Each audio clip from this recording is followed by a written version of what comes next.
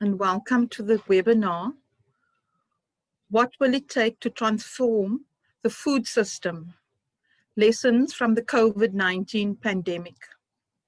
The webinar today is co-hosted by Community Chest, represented by myself, Zenaria Bardens, and my co-host is Professor Scott Drimmy from the Southern Africa Food Lab. We are joined by three interesting and expert panelists, Lorenzo Davids from Community Chest, Tatiana van Borman from the WWF Policy and Futures Unit, also the chairperson of the Southern Africa Food Lab, and Ralph Haman, the research director at UCT GSP, and also an advisory board member of the Southern Africa Food Lab.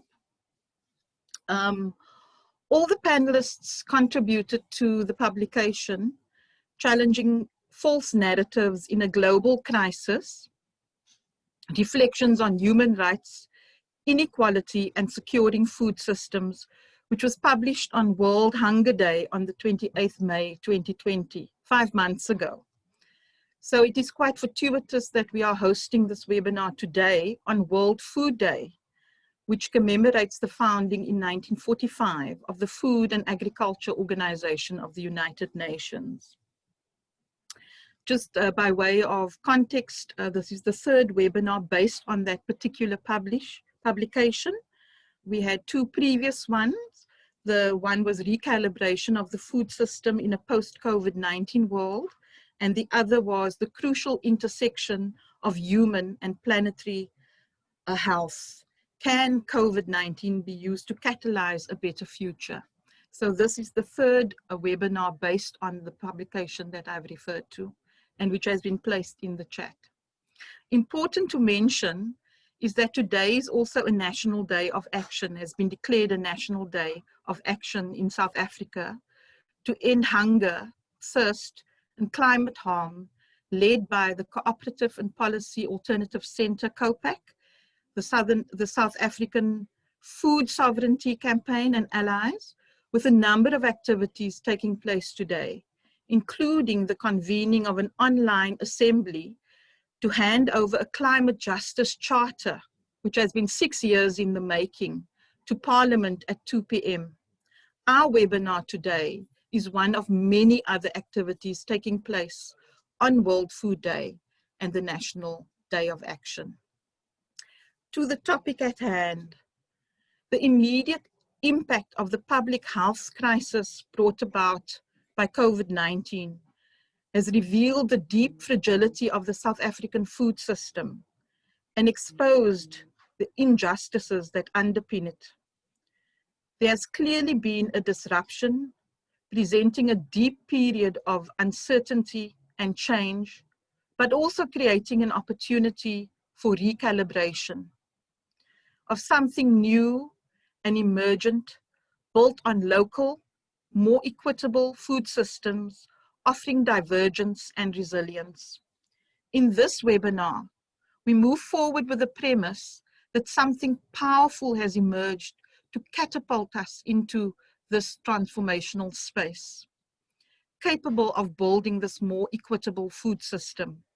We explore this idea as we consider what thoughts, what actions, what alliances, what networks are required to enable this movement. And without further ado, I'm going to hand over to our panelists. Our first panelist will be Lorenzo Davids, who is the CEO of Community Chest. I'm quoting from his article in the publication, which was, with World Hunger Day 2020 occurring midway in a global pandemic, it is appropriate for us all to stop and look deeply at what that new consciousness, new society, and new economy should look like. We have this one moment to do so. Please, Lorenzo, elaborate on this vision. How do you envision it unfolding? What agents and relationships are required to create this future? I hand over to Lorenzo Davids. Thank you. Thank you, Zenaria.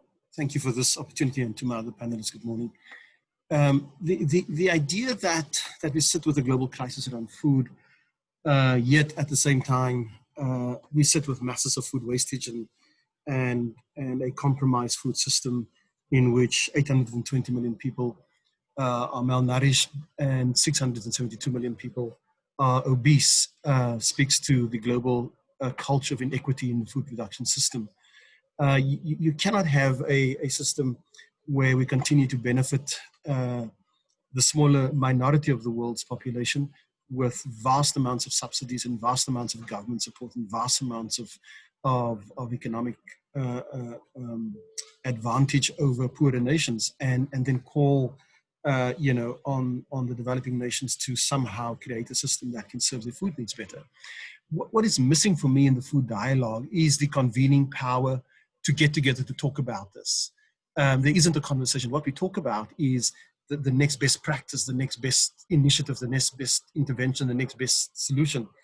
But what is really required for me is who's holding the convening power now, the UNEP or the World Hunger or the World Food Programme, are bodies like that. But I think that if this is only going to be about creating more production of food, there's already enough food produced in the world to serve all of us. The issues of distribution of food, the issues of food wastage, the issues of how production takes place, and how that food system is imagined. Those are for me the challenges in the food production system, and getting food on an equitable basis to people.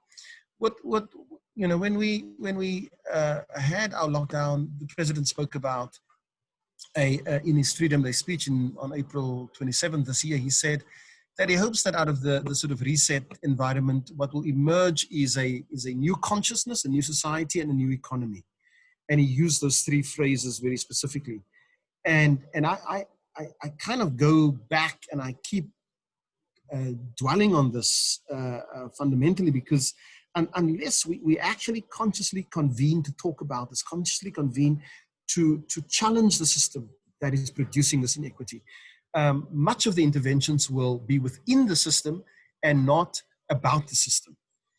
Much of these interventions will go to speak within the framework of the system without untangling this monstrosity of a food supply system that continues to produce the inequities and the disadvantage that we have within society. So in my piece, I talk about that we are called at this point in the crisis, in the global crisis, when 820 million people are malnourished. We are called to this moment to stop trying to fix the system to produce more, to get more food to people, to get more farms, more this and more that, and to fundamentally speak about who's benefiting from this inequity, who's benefiting from this economic model, whose self-interest is being served by this particular system that has created the problems we sit with, and why are we not challenging that? What's the new consciousness within the system? What's the new economy that we are talking about, and what will that new society eventually look like? If we can fix that, we can then begin to have sensible dialogues. For example, we need to have agriculture, we need to have health, we need to have economics. Those government departments sit down together and talk about a food production system, not just agriculture, not just the departments of health. We need to say who all should be in the room to talk about food production. It should be economists, it should be agriculturists, it should be the departments of health, it should be small-scale farmers, it should be communities coming to convene around this table to say, that's how we're going to produce the food that we want in this country, that is nutritious, that doesn't create a soil depletion, that doesn't create all the downstream negative effects we see in the system. And so I am scared, I'm particularly scared that despite what we've gone through in 2020, that we all are rushing back to the same system. And we are not fixing it. We're not saying it is broken. It's not serving us. The reset message is, let's get back to everything as quickly as possible. And for most of the food insecure people in the world, there is no new normal. There is what I call a far worse of old normal. That's all that they inherit. It's a far worse of old normal.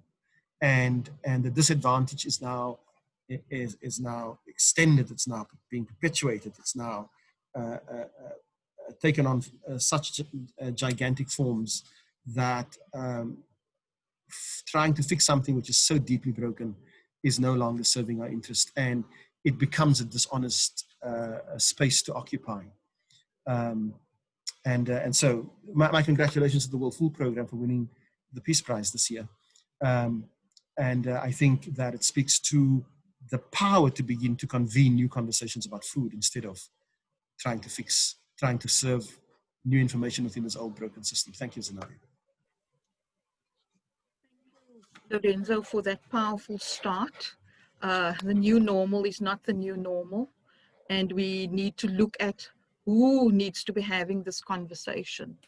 Thank you for that. I'm now going to move to Tatiana van Bomen, who also contributed to the publication that I referred to.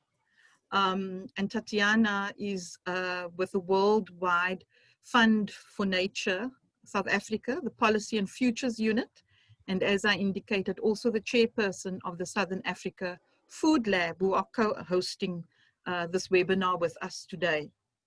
So Tatiana, in your article, you had indicated that there was a great globally shared desire to go back to normal as quickly as possible, given the disruptions we have experienced. And taking from Lorenzo, you say, this would be a mistake, particularly if we did so without reflection.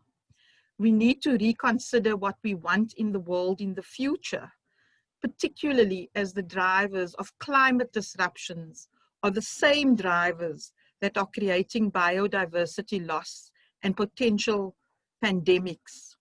So given the undeniable connection between social and ecological justice, what insights can you share regarding the actions required to create the world we want?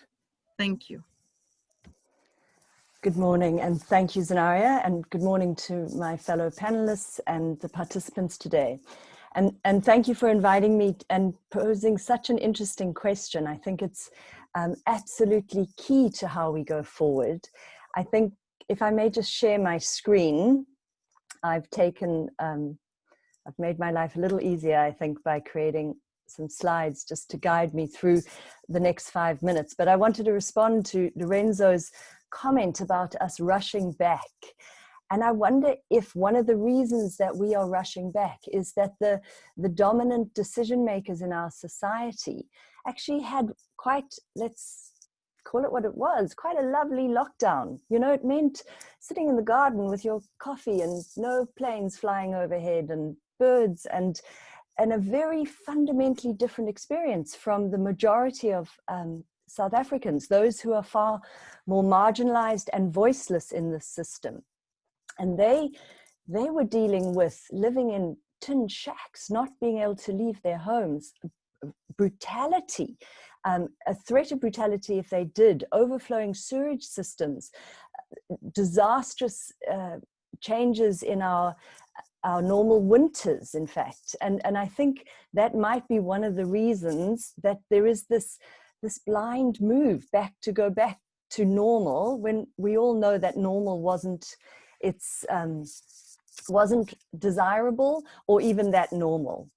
So this question about ecological justice, why we need urgent action, and how we move forward to that, I'd like to propose in response to Lorenzo's argument that we need a change in paradigm, that in fact ecological justice would be the fundamental underpinning of that change in paradigm.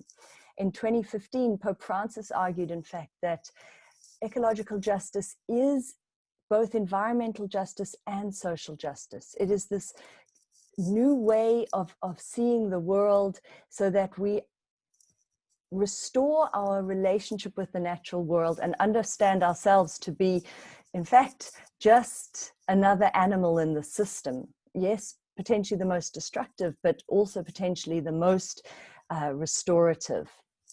So if we start from this idea that ecological justice is both societal and environmental justice, we understand then that it contains a historical understanding of how we got to this point, the systematic deprivation of not just many in our society, but actually nature and nature's role in that, and an emerging understanding of the forces that are shaping our future. It requires a recognition that everything is interconnected. And I think climate change is giving us such a powerful lesson in this. We're seeing how vulnerabilities to climate change can take multiple points. So firstly, farming communities are vulnerable to unpredictable changes in the weather that destroy the viability of their farming operations. But agriculture, particularly livestock farming, is also a massive contributor to greenhouse gas emissions and therefore accelerating changing climate. But then the farming community is also vulnerable to the global call for change, because a massive part of that change is recognizing the negative impacts of farming and calling for us to change our diets. So there are these triple burdens that come in multiple forms, and that's just one of them. And it requires us to take a systematic view of the crisis, and a systematic view that's underpinned by a relational approach. So changing our relationship to one another, rethinking the concept of individuality and separateness from nature. I don't think I need to tell anybody on this call why it's urgent, but I think COVID gave us a lesson that even those really deeply informed scientists who were predicting this kind of impact couldn't quite have foreseen the scale and the rapidness of the spread of the disease. What we now know, and what has been proven to us, is that this is a risk that has by no means gone away. A vaccination is not going to reduce our risk to zoonotic spillovers, and that land transformation and intensive livestock farming are, in fact, if you look across the 7 major forms of zoonotic pathways, from tick bite fever through to COVID, all of those have land transformation and animal husbandry in close proximity to biodiversity as a major driver. So we are only increasing our risk factors. South Africa's lockdown saw at least 40% of our population denied access to livelihoods, to income of all forms, and to food and water and energy in some cases, as we saw lockdown and load shedding come together. And then I think we're all recognizing that there has been intolerable discrimination in our society, and that is leading us towards a completely fragile state of civic order. And it might be that something powerful and good comes out of the civic, sort of a disruption in the civic order, but history has shown us that that is very, very rarely the case. So transforming our paradigms mean that, sorry, my time is going, that it's not just, and I think really Lorenzo pointed to this, it's not just about the ability to produce more food. It requires a paradigm shift, a structural change, changes in policy and in approaches that recreate an ecologically just world.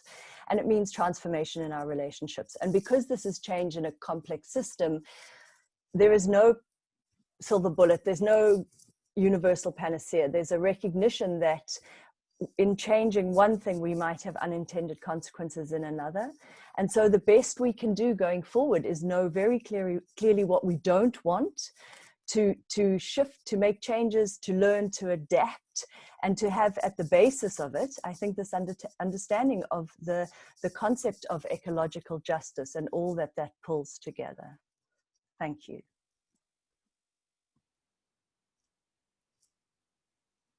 Thank you, Tatiana. Thanks for sharing those interesting thoughts. I think what I found particularly interesting about your contribution to the publication was making this undeniable link between ecological breakdown and the kinds of diseases that we are currently facing. And if we in fact do not look at these issues, we will more than likely, even with the vaccination, as you indicate, face this in the future. So we need transformational engagement and many players in the room. And this is where it now gives me pleasure to introduce our last panelist for this morning. And we hope that conversation ensues after this, Ralph Haman, who is the research director at UCT Graduate School of Business, and as I indicated, also an advisory board member of the Southern Africa Food Lab, and also a founding member of that lab. And to quote from Ralph's article, which was written 5 months ago, and I'm sure things have moved on since then, some coordination and collaboration is already happening between government and these networks in some places. But the scale and the severity of the hunger crisis require a much stronger and ambitious partnership between government and civil society. That was your, taking it from your article written in May. So it referenced the role of civil society, how important solidarity networks were in alleviating some of the worst effects of the food crisis. So could you reflect on these networks, and in so doing, what do you regard is critical to build the stronger partnerships between government, civil society, the private sector, to build a more equitable food system? Over to you, Ralph. Great, thanks very much, Zenaria. So I'm also going to use some slides, and I'm just going to put this into play mode. So Zenaria, can you just confirm that this shows fine on your side? Yeah, good, thanks. So it is showing, it's great. Yeah, great.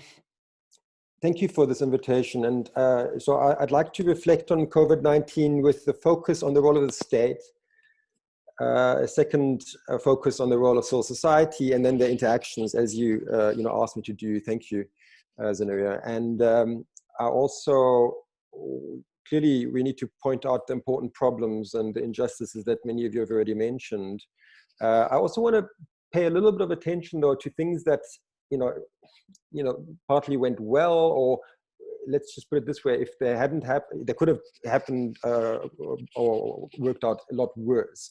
So things that we don't always give attention to, where actors did, I think, quite remarkable things. In fact, both in the state and in civil society.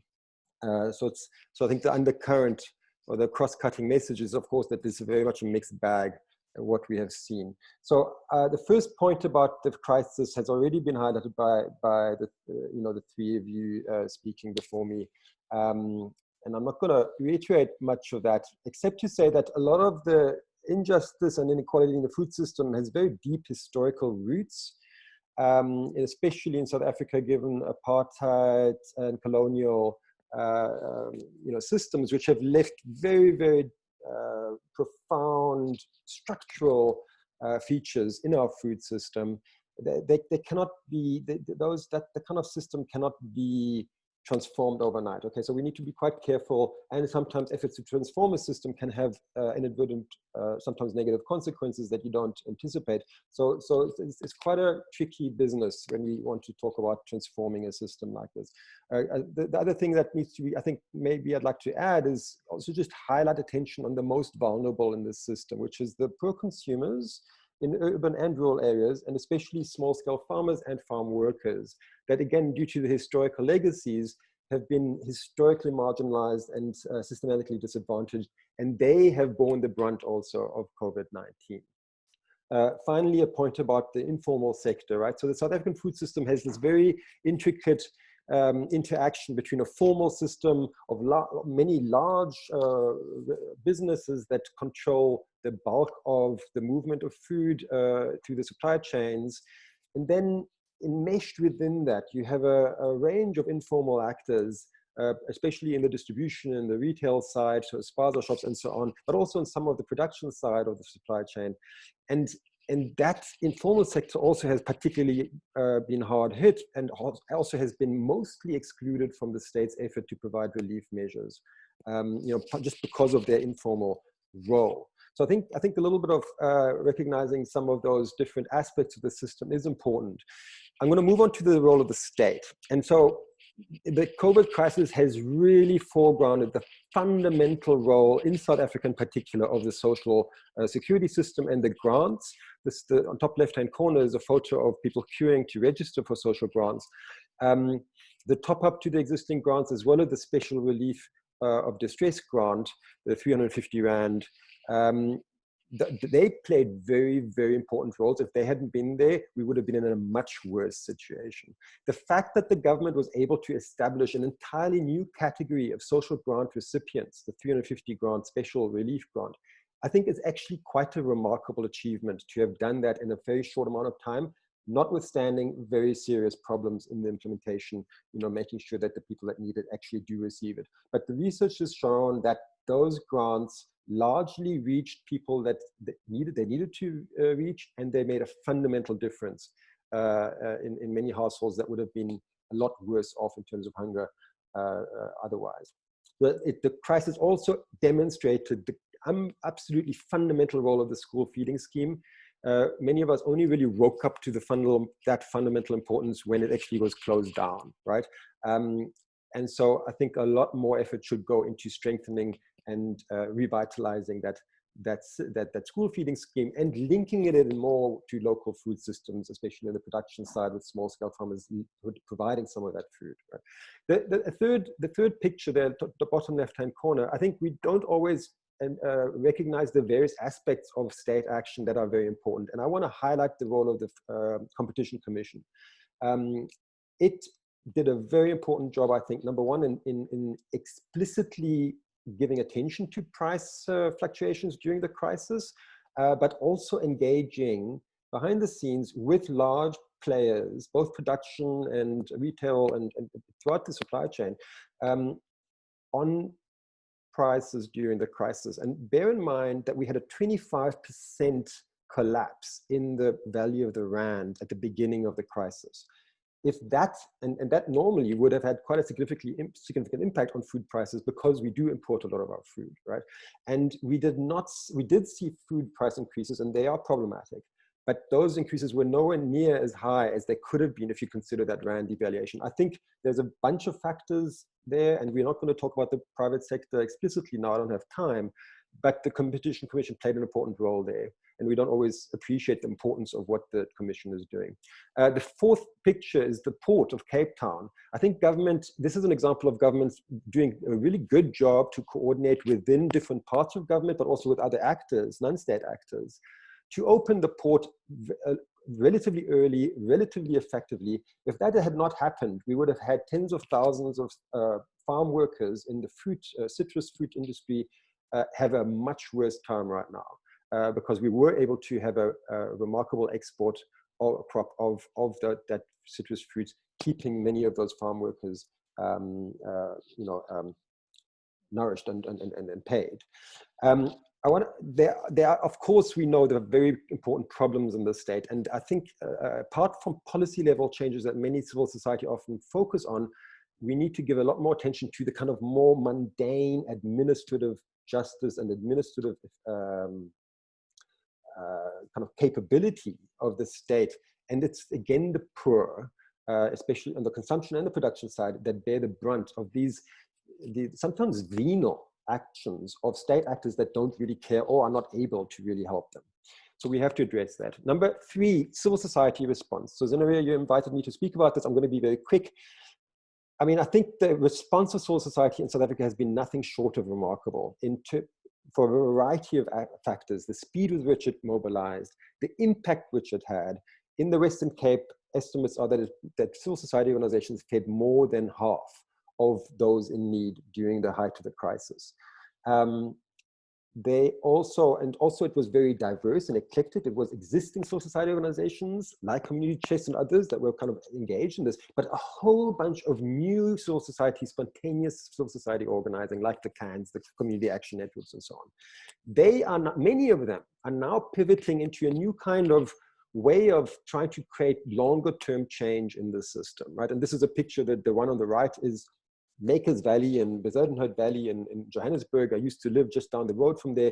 And it's really quite a remarkable example of these kind of civil society organizations creating new local food systems where people not just volunteer, but get paid to do community gardening. Some of that food goes into community kitchens. So there's this much more local level bringing together of key actors and their resources in order to create more just and accessible food systems for those that need it.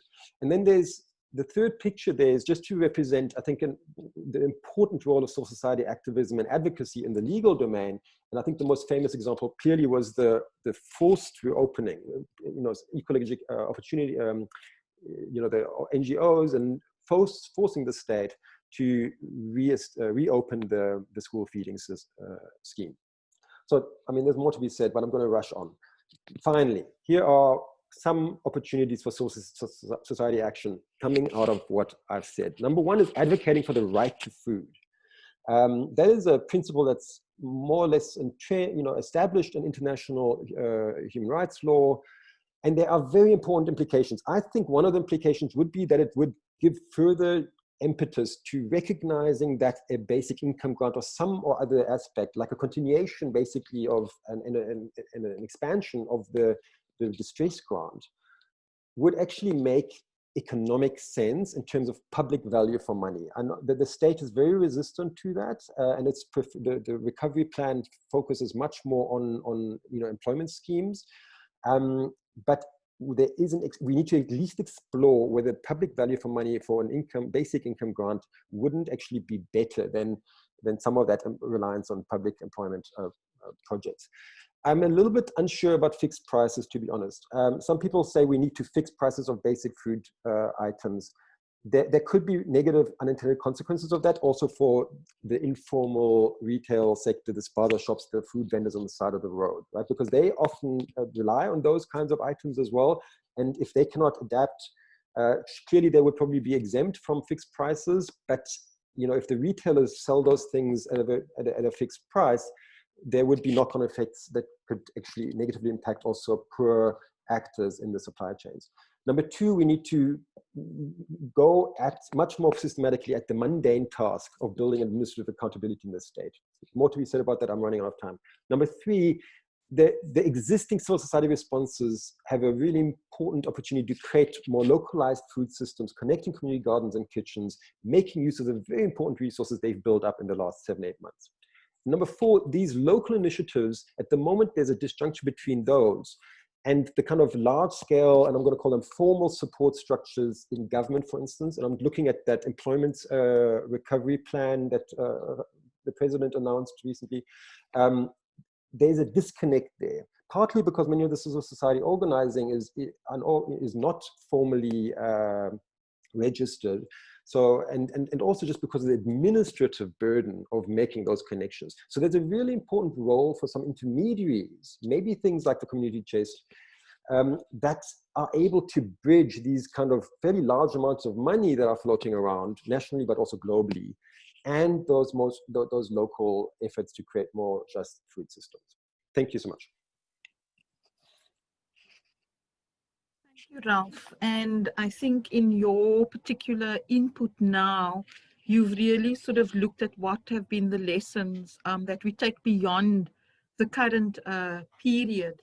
So, and what was interesting also is the role that the state needs to play, and the fact that despite all the issues, there is an important role for the state and for engagement with the state by what has sort of been there in civil society for a while, but has also sprung up during this period to possibly, increase the pressure in relation to the direction in which the state may take in relation to all these issues. So I'm going to, at this point, focus on some of the questions by our audience.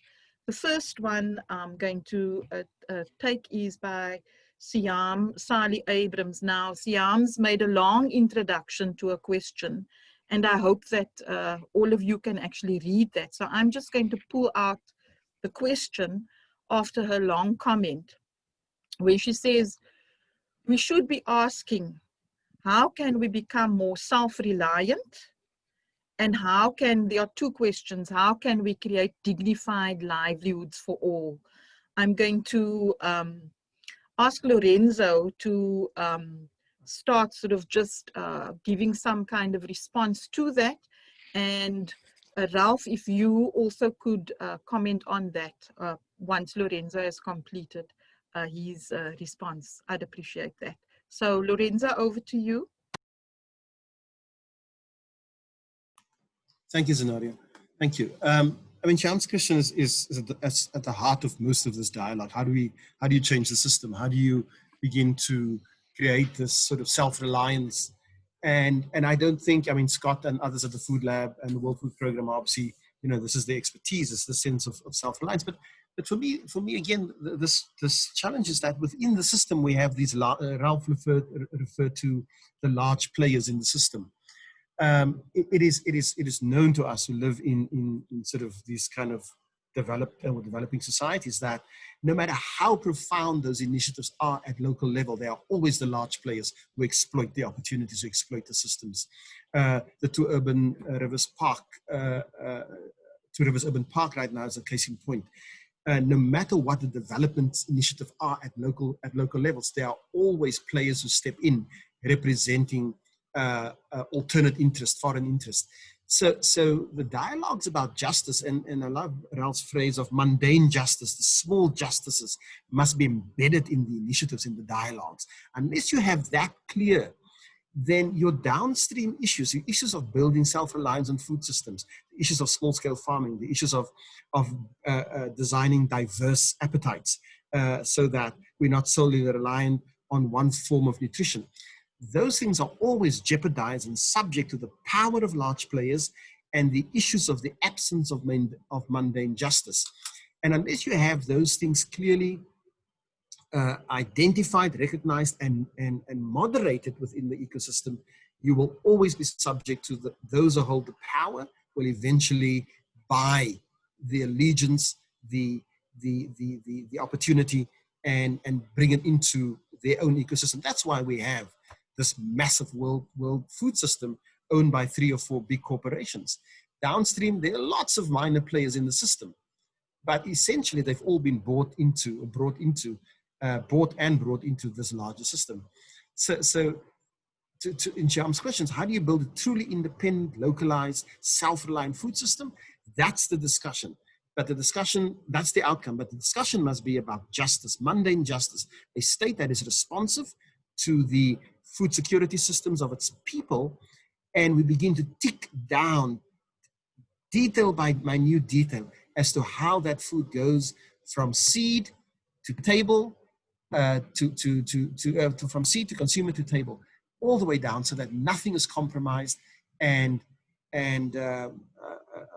the opportunist in that ecosystem takes advantage of the vulnerability of small-scale people for their own benefit. It's so easy. We've seen it happen all over this continent and in Asia, and in Latin America, where small systems are quickly bought out because of the power of the large players in the ecosystem.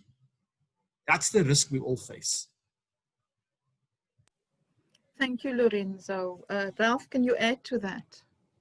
Yeah, thank you very much. I'd like to, and I'd like to connect Siham's question, which, and interesting kind of introduction to a question, to another question in the chat, which is from Nishin Zolfagari, which asks actually a question that is quite linked. I think it's asking the question whether the award to the World Food Program, the Nobel Peace Prize, whether that actually aligns with a more with a transformation, a view of it, the need of a transformation of the food system towards local systems rather than these global large players like the World Food Program, which also has been kind of accused of prioritizing partnering with large actors in supply chains. And in fact, which after all, which was established, right, in order to connect food that is available in one part of the world with people that go hungry in other parts of the world because there is no food. I mean, that was the kind of initial rationale of the WFP's establishment. And And I think both those questions actually speak to a very, very important area of contention also within civil society, which is very roughly speaking around the role of globalization and in fact the private sector in the food system and how to engage with those dynamics. There are those, sometimes associated with the food sovereignty movement or some parts of the food sovereignty movement who really emphasize, number one, localization and self-sufficiency, and no interaction, as little as interaction with large players, including the state sometimes, often in some versions of this, as well as the corporate food companies. And also a very strong critique of WFP, right, in that context. So I'm a little bit more kind of middle of the road here, because I think sometimes, to be honest, local self-sufficiency is a little bit too idealistic in my view. There are some areas where you're not going to have production and localized food systems that provide nourishment also to the poor. And then we need to also consider economies of scale in those kinds of aspirations. And I don't want to sound too much like a kind of a Washington consensus economist, but I think if we go too far down that route of saying, well, local is liquor, and in fact, local is the only way to go, we might make things worse for some actors. And so to answer the question, though, that Siham poses, and building on Lorenzo's points, the kind of victory of the large players in state and private sector over the interests of local players, local actors in production or consumption of food, is not a God-given thing. I think there needs to be a very organized, you could call it a resistance, or you could call it an engagement, and a diversity of strategies to engage large players, in my view, right? Court cases like the one that we had in South Africa are an important example of that. Dialogue can be an important strategy. Those things are all coming into the mix in order to prevent this kind of opportunistic takeover that Lorenzo mentioned. And I think the civil society organizing that emerged in COVID actually provides some important resources that can participate in playing that role.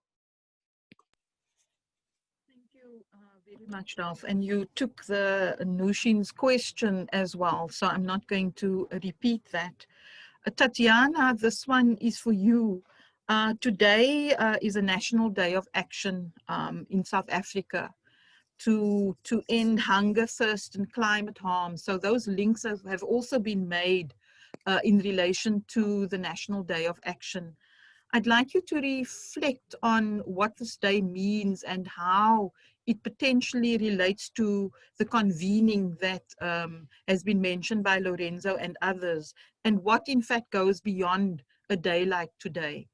As you know, at 2 p.m. today, the climate justice petition will be charter will be handed over to Parliament. So I'm sure WWF has played a role in some of these activities. If you could reflect on that, it would be appreciated. Thank you. Thank you. And yes, I think today is a critical effort that comes after something in the region of 6 years of mobilizing and trying to bring diverse non-state actors together around a climate justice charter. The movement has a lot of underpinnings in the food system because it has an emphasis on food sovereignty, on agroecological production, on livelihoods and access to the commons and a democratization in decision making. But really the call today, and it's one that government has been asking for years, or sort of claiming a reason for non-action in the climate space because their constituents are not asking for it. I mean, that was quite famously our ex-president Jacob Zuma said, when people march in the street for climate justice, then you'll see a change in government. Well, today, that is exactly what the effort is, to signal to parliamentarians that really what they want is for the climate justice charter to be adopted by government. And I think that it is a critical moment for us to raise our voices and be counted, because if that's really what government is looking for, evidence that we care, this is what today's National Day of Action is aiming to drive. And I agree with you, Zanari, it can't be a moment in time. This is an effort maybe to avoid the shift into civic disorder and to rather find ways to come together around something that will affect the lives of everybody. So I appreciate your request for people to join that online assembly at 2:00. And I think that the greater the number there, the more likely we are to make our shared urgency and call for climate action to be felt.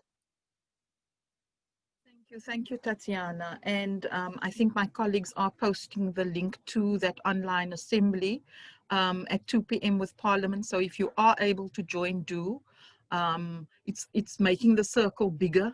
It's making the numbers bigger. The impact, therefore, would be the more desirable outcome, the more people there are. And I know there was a petition going around, and they were hoping, the organizers were hoping for 5,000 signatures by this afternoon. So if you can sign that petition as well, please go ahead. At this point, I'd like to call on my co-host, Professor Scott Remy from the Southern Africa Food Lab, to just sort of pull things together as we head towards the end of this webinar, and to provide some insights as to what he's gained from this afternoon or this morning's webinar. Scott, over to you. Thanks, Ilaria, and thank you very much to the panelists and to the questions as well. So, as with all of these sessions, what we've done is allowed the voices to emerge from the collection of papers that was assimilated. It was a contribution to a lot of the discussion and the debate that emerged as a result of the impact of COVID on the food system. And in all of these, we try and then crystallize some of the main things that have emerged. So I'm going to just try and do that in terms of threading particular things together. Lorenzo very quickly highlighted the fact that we're embedded in a global food system.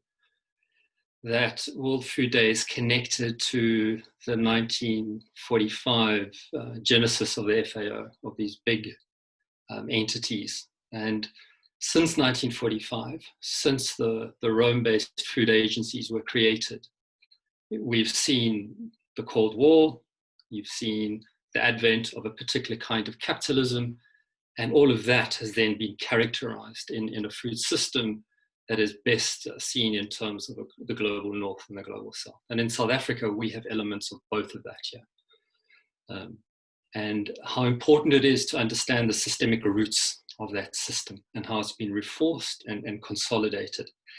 And he responded to that by saying, COVID has provided us an opportunity to take stock of this in South Africa, but we can't rely on the state to simply come up with the solutions.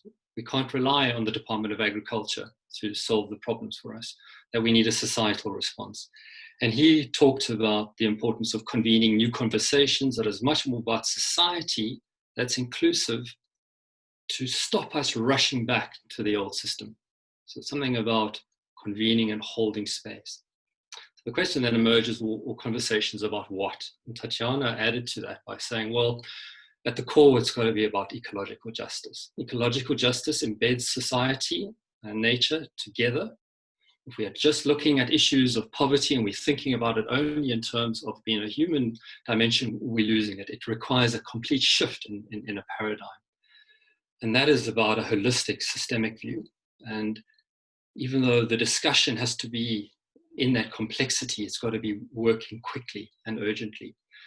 The argument is very solidly, COVID-19 might be receding. We might see a surge again, it might recede, but something else is going to come very quickly partly because of the impact of the food system on nature. And we're going to be living in a world of deep uncertainty, and we need a complete different shift. Rolf then also added to the need to look ahead, But he cautioned us again of rushing too fast by saying, well, let's look at what's happened over the last 7 months, that the state did do some things.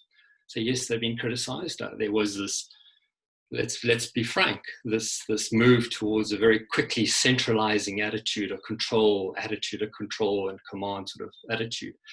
But there were things that worked, and he raised that in terms of how the COVID grant in particular provided that safety net. These were in many ways band-aids. They held the system. They didn't really fundamentally restructure anything. But civil society emerged in this in terms of working in a very different way in terms of the solidarity economy. And very interesting things began to emerge of that, despite the state. And in the wake, and even in working sometimes with the private sector and working sometimes with the state, but largely driven by civil society, engaged with people, with innovation, with some extraordinary things moving. And reflecting on that, he says, well, in looking to the future, how do we bring things like the right to food so centrally into that new paradigm with things like the basic income grant? And maybe about some of the work that's happened locally to think about localization in a careful way. And so these were some of the framing of the discussion, which I think has been very useful. This collection was premised on the idea of false narratives, to be careful about analyzing things too quickly and perpetuating perhaps new words that would sustain the dominant. So let's play with that a little bit. So in the second session that we had, we spoke a lot about nutrition. And one of the things that's emerged is this whole concept of non-communicable diseases and how COVID has, in terms of comorbidities, this has been a lot about what the mortality rates have been about. And yet, in this country, we've got such a dominant perspective of seeing that as being a lifestyle disease. It's about choice. It's about people themselves essentially having responsibility. And that's a false narrative, because it's the system itself in which people are in that is propelling and compelling that. So that's one thing that we've picked up. So in terms of future dialogue, we need to be considering that.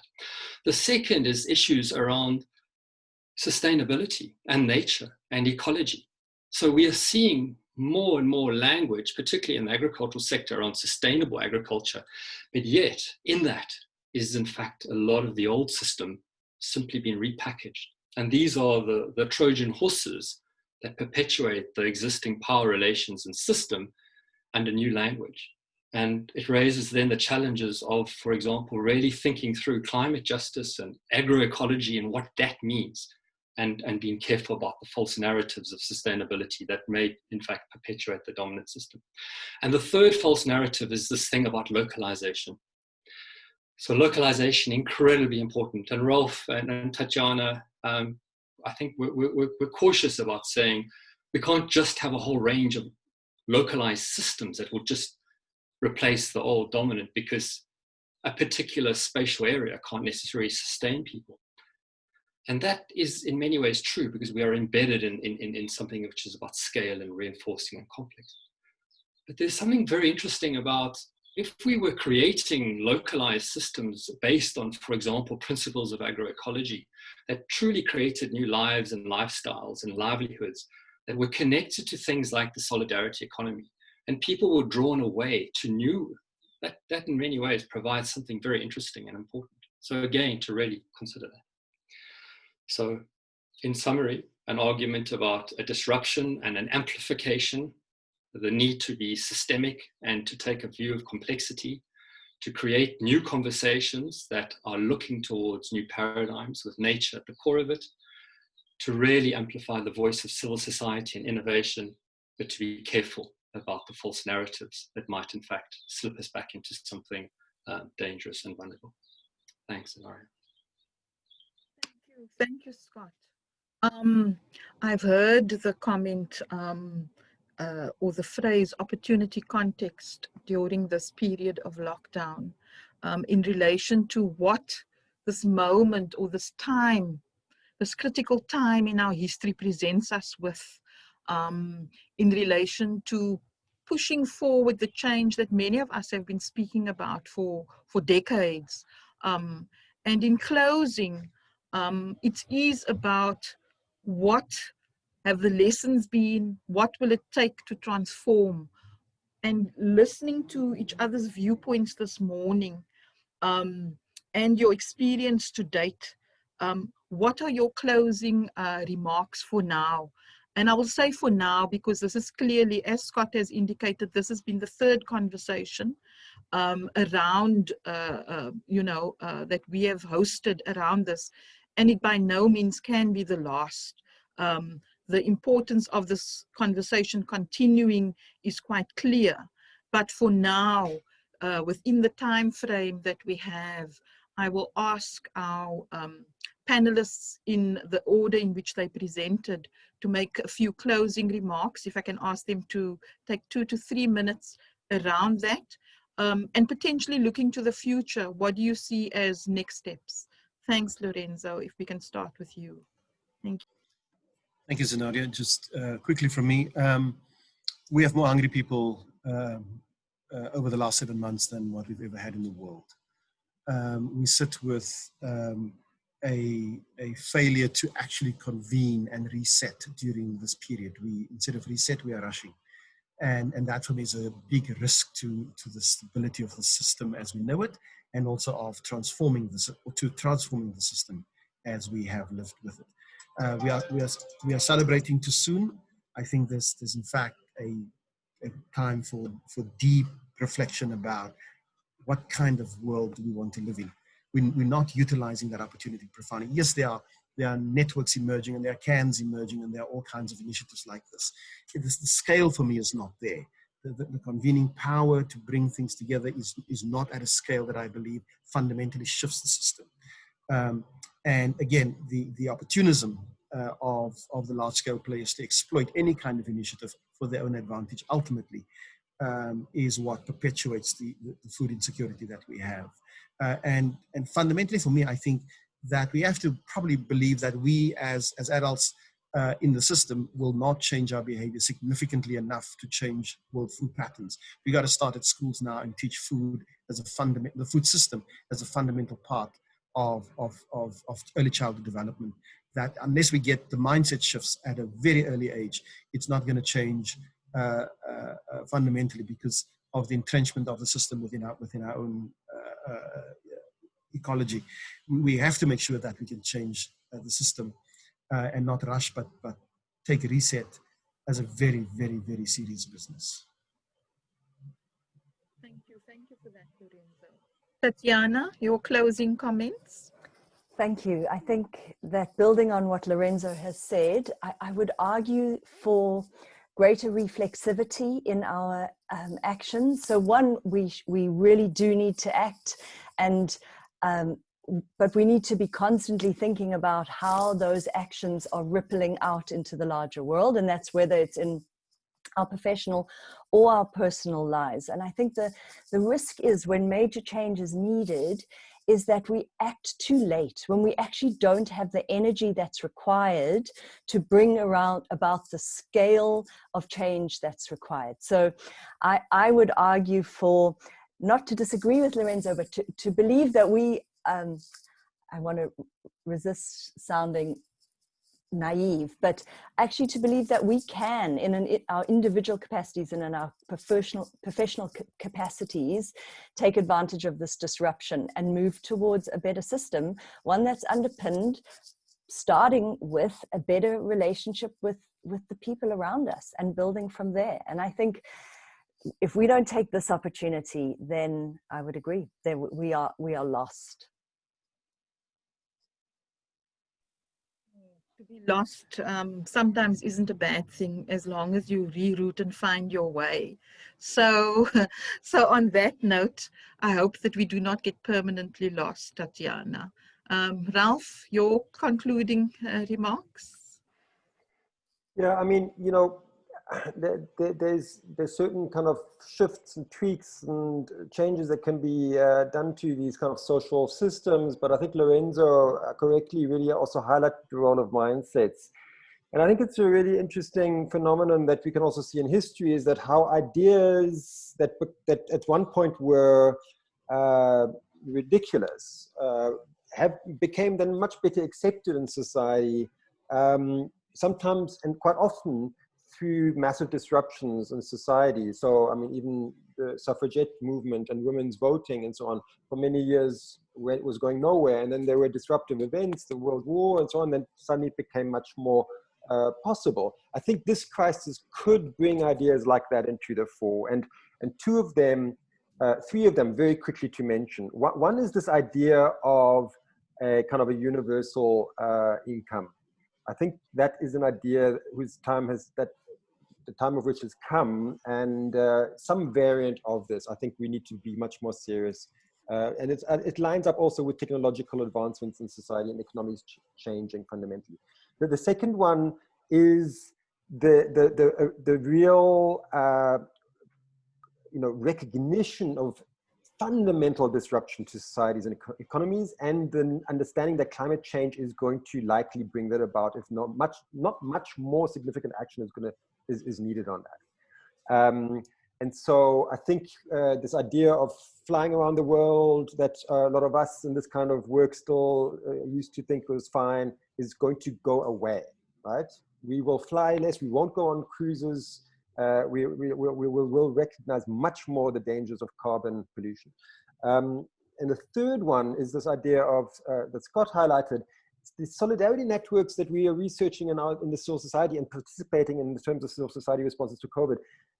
They're not just localized networks, they actually engender a new way of thinking about economies and especially local sustenance. So this is not a false binary between global kind of neoliberal economics and local kind of traditionalisms. There's a new way of thinking around localized economies that also works with somewhat different principles, where it's not just, where we as individuals are not just consumers or producers, we are community members. Right? So I think that is a shift in the way we think about ourselves as individuals. So those three things, I think, are the possible ideas that become stronger in our society, partly because of the disruptions of this year.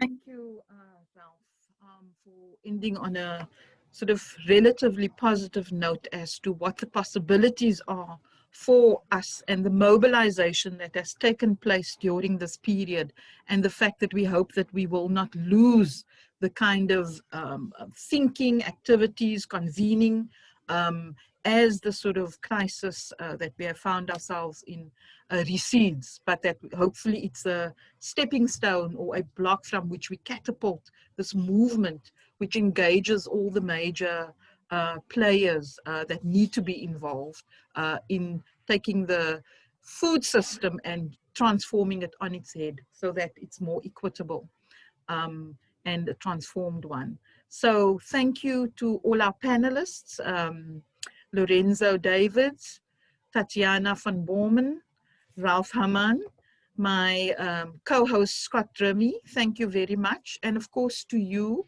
the audience. I think there are many activities for you to engage in today. It's an incredible day, actually.